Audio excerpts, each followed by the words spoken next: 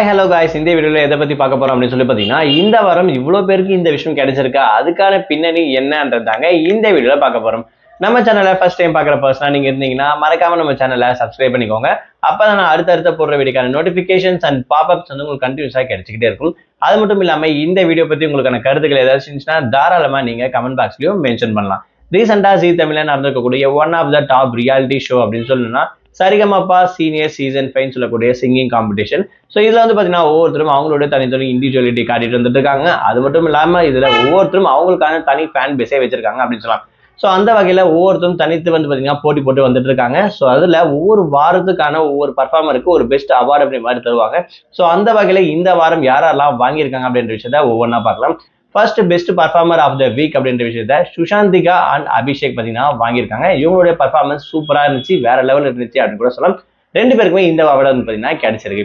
அடுத்து வந்து பார்த்தீங்கன்னா golden performer of the week. So இந்த வாரம் கோல்டன் பர்ஃபார்மர் யார் அப்படின்னு சொல்லி பார்த்தீங்கன்னா பிரதீபான்னு சொல்லக்கூடிய இவங்க தான் வாங்கியிருக்காங்க. அடுத்தது யாருமே எதிர்பார்க்காது, இவருடைய பர்ஃபார்மன்ஸ் வேற லெவல் அப்படின்னு கூட சொல்லலாம். அதாவது super performer of the week அப்படின்னு சொல்ற இந்த அவார்டு வந்து பார்த்தீங்கன்னா ரெண்டு பேரும் பாடியிருந்தாங்க. அதாவது இனியா அண்ட் அருண் ராஜேந்திரன்.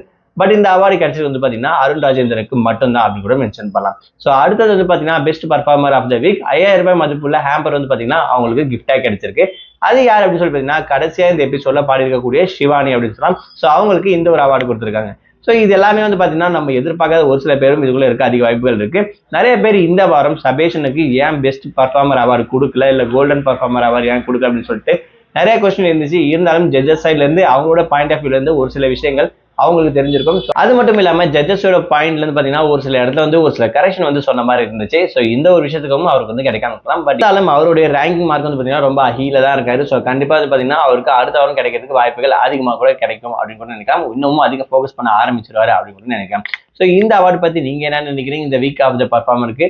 அது மட்டும் இல்லாம உங்களோட ஃபேவரட் பர்சன் யாரு, இந்த பர்ஃபார்மர் வீக்ல யார் டைட்டில் வின் பண்ணுவா அப்படின்னு சொல்லி நீங்க நினைக்கிறீங்க? அந்த பர்சன் பேரை மறக்காம கமெண்ட் பாக்ஸ்ல மென்ஷன் பண்ணுங்க.